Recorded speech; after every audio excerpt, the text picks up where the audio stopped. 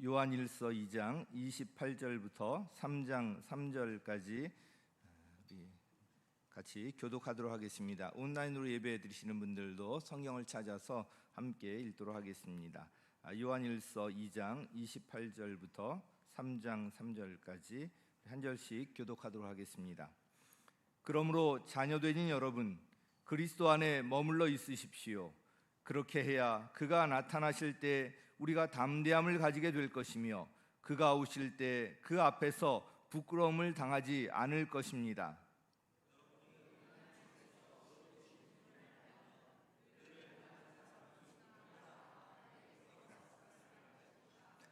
아버지께서 우리에게 얼마나 큰 사랑을 베푸셨는지를 생각해 보십시오. 하나님께서 우리를 자기의 자녀라 일컬어 주셨으니 우리는 하나님의 자녀입니다. 세상이 우리를 알지 못하는 까닭은 하나님을 알지 못하기 때문입니다.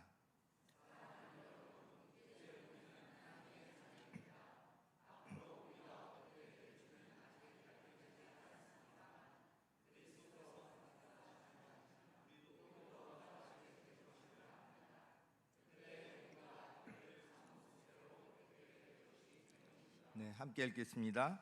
그에게 이런 소망을 두는 사람은 누구나 그가 깨끗하신 것과 같이 자기를 깨끗하게 합니다. 아멘. 오늘 설교 제목은 왜 그리스도 안에 머물러 있어야 하는가입니다. 지난 주일에 설교 제목 다 기억하시죠? 그리스도 안에 머물러 있으라. 그리스도 안에 머물러 있으라. 이 말씀의 핵심은 이 성경이 쓰여질 당시에도 그리스도의 적대자들, 이단이 이제 많이 생겨서 성도들을 미혹하고 있었기 때문에 그 유혹에 빠지지 않기 위해서는 그리스도 안에 머물러 있어야 하고요. 그러기 위해서는 그리스도를 제대로 알아야 한다는 것이었습니다. 요즘도 많은 사람들이 이단에 빠지고 있습니다. 이단에 빠지는 사람들의 면면을 보면 그 사람들이 왜 이단에 빠졌을까 이해되지 않는 경우도 많습니다. 왜냐하면 신앙생활을 열심히 하던 사람들도 종종 이단에 빠지기 때문에 그렇습니다. 나는 걱정 없어. 이런 사람들도 이단에 빠지는 사람들이 있어서 누구도 이 경계를 게을리해서는 안 될 것입니다. 그런데 이단은 처음부터 내가 이단이다, 이렇게 괴물처럼 나타나지 않습니다. 아주 친절한 모습으로 천사를 가장하여 나타나게 됩니다. 그들이 성도들을 미혹하는 도구도 역시 성경 말씀입니다. 그러나 이 성경 해석에 문제가 있는 것입니다. 이단이라는 말을 보면 달을 이자를 쓰고요, 끝 단자를 쓰지 않습니까? 끝이 다르다는 이야기입니다. 이 말 자체에서 알 수 있듯이 이단이 접근하는 처음부터 그들의 실체를 분별하는 것은 쉽지가 않습니다. 성경 해석에서도 처음에는 이상한 점을 발견하기가 쉽지 않습니다. 그러나 일단 이단에 빠지고 나면 거기에서 빠져나오기가 쉽지가 않습니다. 우리 신천지에도 수많은 젊은 사람들이 빠져서 나오지 못하고 있지 않습니까? 심지어는 그것이 잘못된 것이라는 것을 알면서도 빠져나오지 못하는 사람들도 많습니다.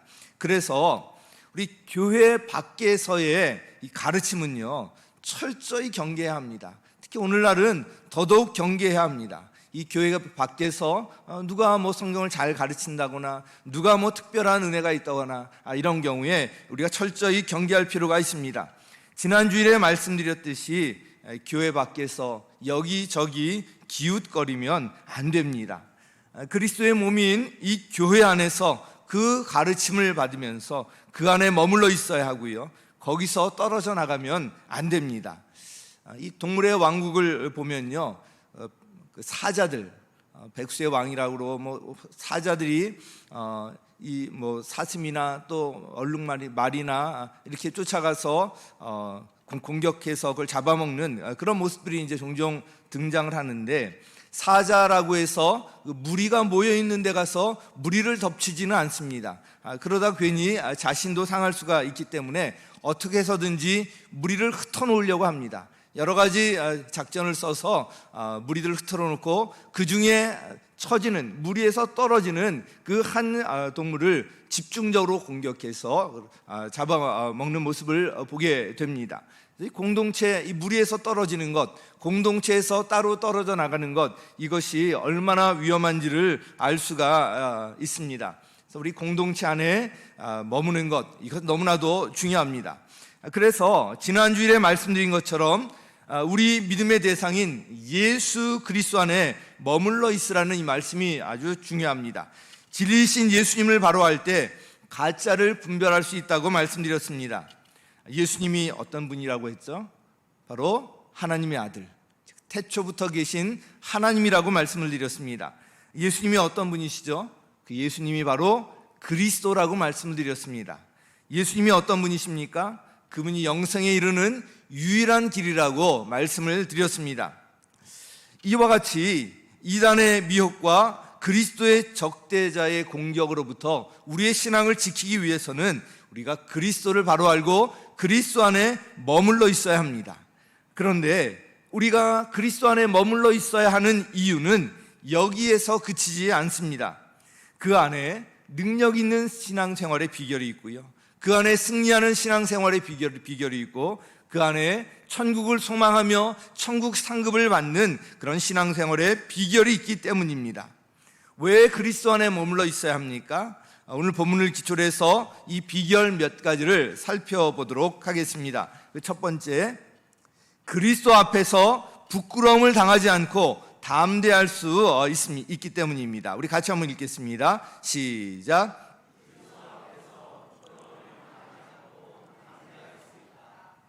자, 그리스도 앞에서 부끄러움을 당하지 않고 담대할 수 있다. 우리 28절에 나오는 말씀인데요, 우리 같이 한번 읽겠습니다. 시작.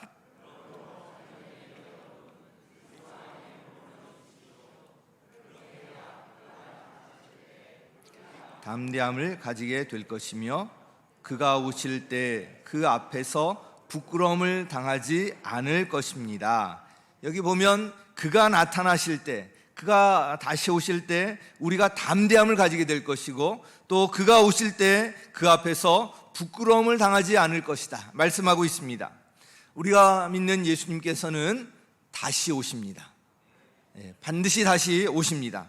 2000여 년 전에 이 땅에 처음 오셨을 때, 그때는 초림이라고 하죠. 그때는 구원의 주님으로 오셨습니다. 그러나 다시 오실 때, 그때는 우리 재림이라고 이야기하죠. 바로 심판의 주님으로 오십니다. 예수님을 영접해서 구원받은 사람들은 어디로 가죠? 천국으로 가나요? 지옥으로 가나요? 천국으로 갑니다. 지옥 가는 심판을 받지 않습니다. 그래서 예수님을 영접한다는 것은 이건 놀라운 축복인 것입니다. 그러면 오늘 본문 말씀처럼 그가 다시 오실 때 담대함을 가질 수도 있고 부끄러움을 당할 수도 있다는 말씀하고 있는데, 이 말씀은 무슨 의미일까요?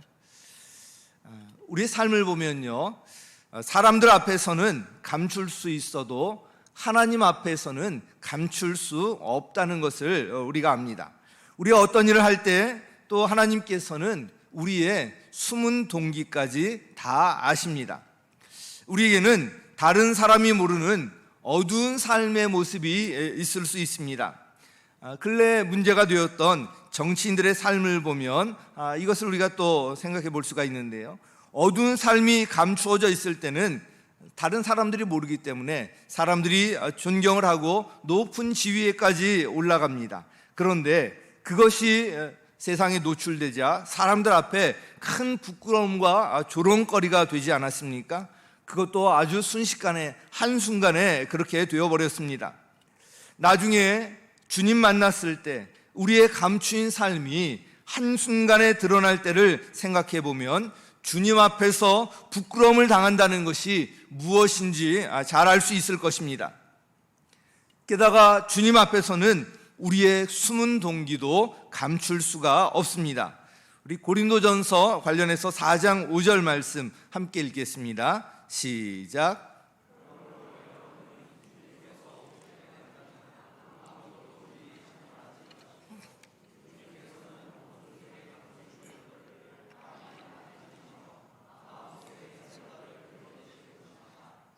그때 사람마다 하나님으로부터 칭찬을 받을 것입니다. 아멘.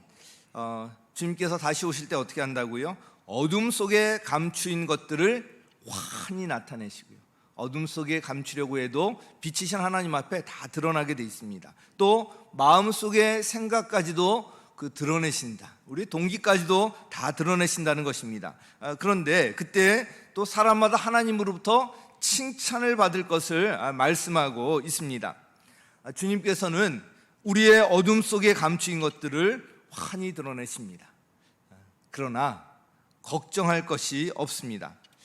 나중에 주님 만날 때 드러날 이 부끄러운 것들을 미리 드러내면 돼요. 미리 드러내면 돼요. 주님 앞에서 부끄러움 당할 것을 우리가 주님 앞에 미리 드러내면 됩니다. 그게 뭐죠? 자백이에요. 자백. 회개요, 자백입니다. 우리가 우리 죄를, 우리의 어두운 삶을 주님 앞에서 자백할 때 주님께서 어떻게 해주세요? 용서해 주시고요, 용서하신 죄를 어떻게 하신다고요? 기억하지 않으신다고 약속하셨기 때문입니다. 이것이 바로 그리스도 안에 머무는 그런 모습이에요. 주님 앞에 어두움과 주님 앞에 죄, 이 부끄러움 당할 것들을 우리가 자백하며 미리 드러내고 주님 앞에 나갈 때 용서해 주시고 다시는 또 기억하지 않으신다고 약속하셨습니다. 이것이 그리스도 안에서 우리 사는 그런 머무는 삶의 비결이고요, 주님은 우리 마음속의 생각도 드러내신다고 하셨습니다. 이런 말 드리면 또 부담스러울 것 같지만 지금 온라인 예배를 드리시는 분들의 마음속의 동기도 다 아세요. 정말 나올 수 없는 분 있고 그냥 핑계 삼아 나오지 않는 분도 분명히 이제 계실 것인데 주님께서 주님 앞에 다 아신다는 것입니다. 그러면 우리의 숨은 동기까지도 살피시는 이 주님 앞에서 우리가 나중에 상급을 기대하며 살잖아요. 그러기 위해서 우리는 어떻게 살아야 하는가? 바로 우리의 삶의 동기와 그 기준이 분명해야 합니다. 고린도전서 10장 31절 말씀 우리 함께 읽겠습니다. 시작. 먹든지 마시든지 무슨 일을 하든지 모든 것을 하나님의 영광을 위하여 하십시오. 자, 모든 일을 뭘 위해서 하라고요? 하나님의 영광을 위하여, 하나님의 영광을 위하여. 이것이 우리의 삶의 동기, 어떤 일을 하든지 그 사역의 동기, 그 일의 동기, 우리 삶의 분명한 선택 기준이 되어야 하는 것입니다.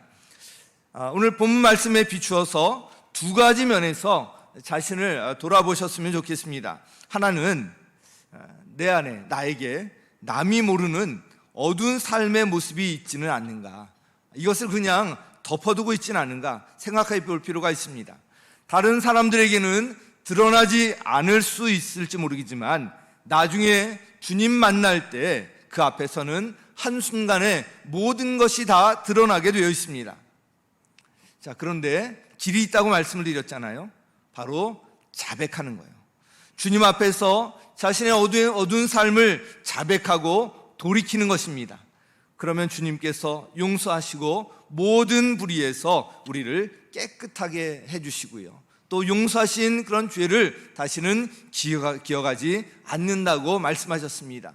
자, 그러면 주님 앞에 섰을 때 그 일 때문에 우리가 부끄러움을 당할 것은 없게 되는 거예요.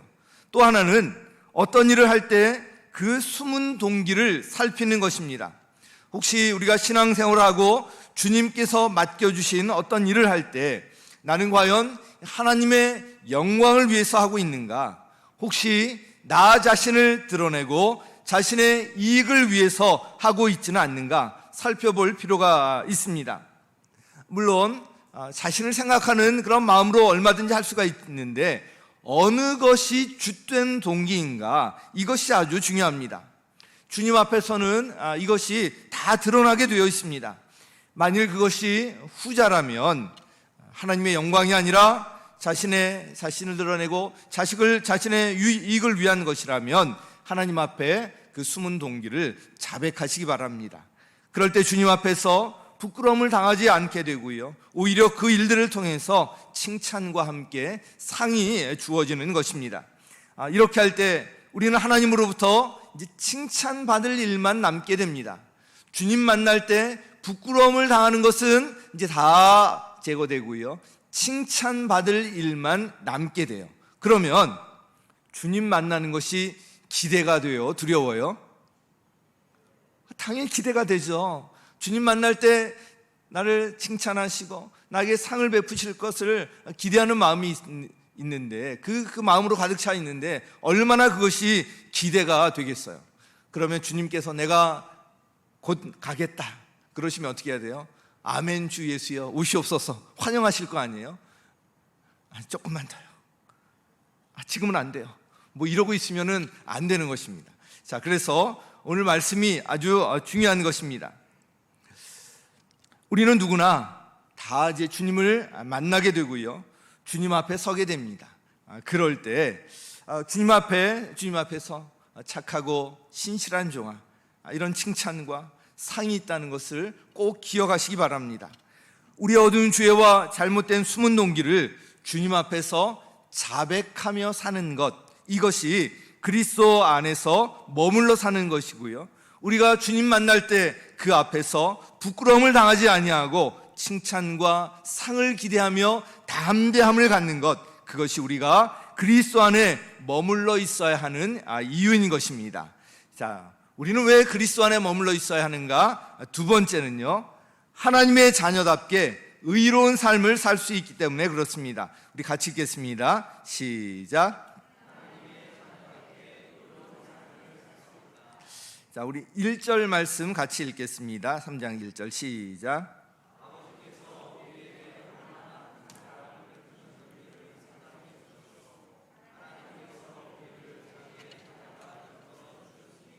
우리는 하나님의 자녀입니다. 아멘. 우리가 누구라고요? 하나님의 자녀예요. 하나님께서 우리 아버지시고 우리는 하나님의 자녀다. 우리가 하나님의 자녀가 되었다는 것, 이것은 정말 놀라운 일입니다. 우리를 하나님의 자녀 삼아주시기 위해서 하나님께서는 우리에게 너무나도 큰 사랑을 베푸셨습니다. 그래서 아버지께서 우리에게 얼마나 큰 사랑을 베푸셨는지를 생각해 보라고 말씀하고 있는 것입니다. 그 사랑은 한마디로 외아들을 십자가에서 희생제물이 되게 하신 그 사랑입니다. 그것은 바로 우리를 위한 것, 나를 위한 것입니다. 그렇게 큰 사랑을 입고 하나님의 자녀가 되었다면 우리는 어떻게 살아야 하겠습니까?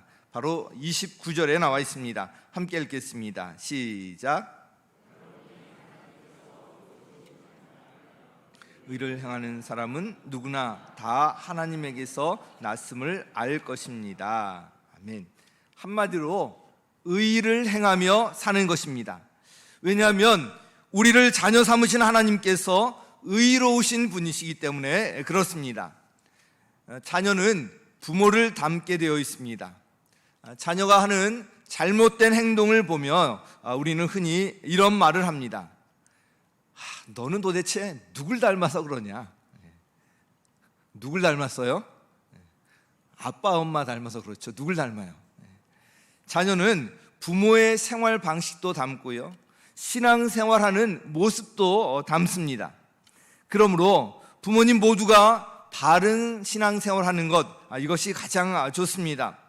그리고 적어도 부모님 중에 한 사람은 신앙생활을 바르게 해야 우리 아이들이 그 모습을 보고 신앙생활을 닮아가게 됩니다. 자녀들이 모르는 것 같아도 부모님의 모든 것을 보고 있고요, 영향을 받고 있다는 것을 우리가 알아야 합니다. 이처럼 우리가 하나님의 자녀가 되었다면 우리가 하나님 아버지를 닮아서 그 의로우심을 세상에 드러내며 살아야 하는 것입니다. 이와 관련해서 의미 있는 말씀이 이어집니다. 1절 하반절인데요, 우리 함께 읽겠습니다. 시작.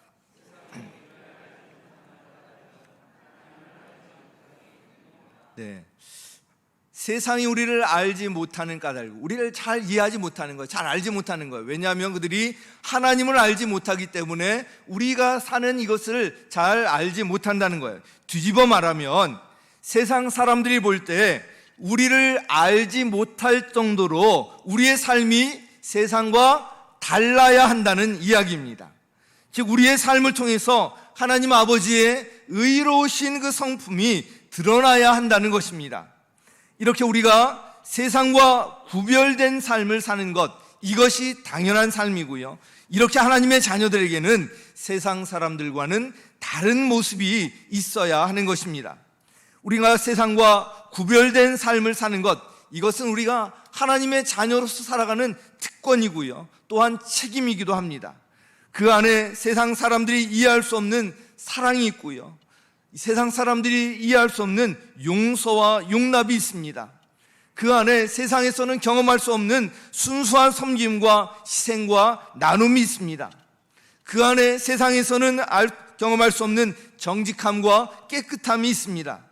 이런 삶이 하나님의 자녀로서 당연한 삶이지만 그것은 우리 안에 예수 그리스도께서 계시기 때문에 가능합니다. 그래서 우리가 꼭 기억할 것이 잘 아는 갈라디아서 2장 20절 말씀입니다. 우리 같이 한번 읽겠습니다. 시작.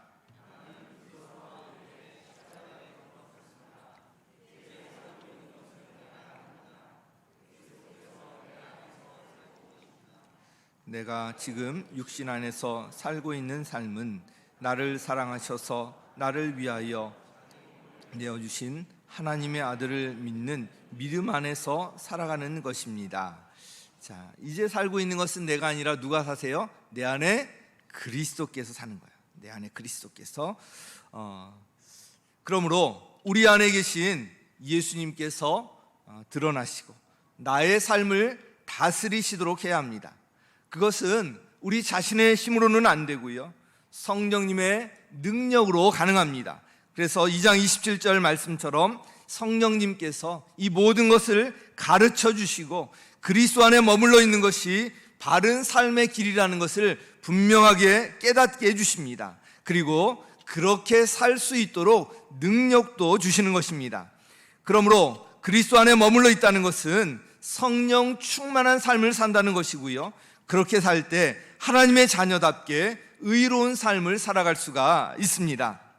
자, 우리가 그리스도 안에 왜 머물러 있어야 하는가? 마지막 세 번째로 예수 그리스도를 닮을 수 있기 때문입니다. 우리 같이 읽죠. 시작. 2절 말씀 같이 한번 읽겠습니다. 시작. 사랑하는 여러분, 우리는 하나님의 자녀입니다. 앞으로 우리가 어떻게 될지는 아직 밝히지 않았습니다만 그리스도께서 나타나시면 우리도 그와 같이 될 것임을 압니다. 그때 우리가 그를 참 모습대로 뵐 것이기 때문입니다. 자, 우리도 그와 같이 될 것이다. 예수님과 같이 될 것이다. 우리가 예수님을 참 모습대로 뵙게 될 것이다 말씀하고 있습니다. 주님께서 다시 오실 때 우리는 예수님과 그 참 모습대로 대면하게 됩니다. 부활의 몸을 입고 예수님과 대면할 때 그 기쁨과 감격은 어떻게 말로 표현할 수 없을 것입니다. 그런데 우리가 예수님을 닮아 있지 못한다면 그 기쁨을 얼마나 누릴 수 있을까요? 우리가 누군가와 함께 시간을 보낼 때를 한번 생각해 보시기 바랍니다.